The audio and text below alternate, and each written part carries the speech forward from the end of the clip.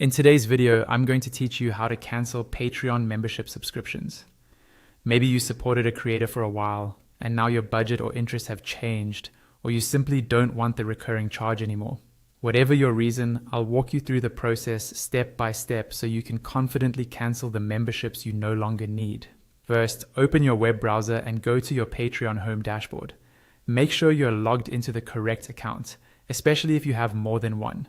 Once you're signed in, you should land on your main Patreon homepage, where you normally see posts from creators you support and any recommended content. On the left-hand side of the screen, look for the section that includes your account options.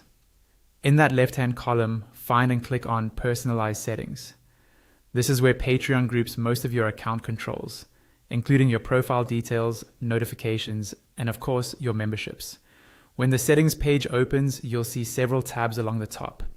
Look for the tab labeled Memberships and click on it. This page is dedicated to all the creators you're currently supporting.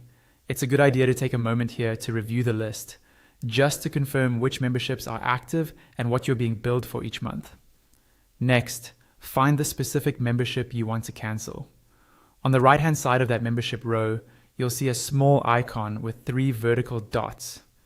This is a common menu button used across many websites to show more options. Click on those 3 dots to open the menu for that particular membership. From the options that appear, click on Cancel Membership.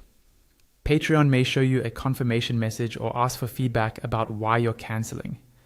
Read any prompts carefully so you understand if the cancellation is immediate or if you'll keep access until the end of your current billing period.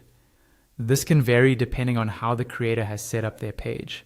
After you confirm the cancellation, double-check that the membership no longer appears as active in your Memberships tab.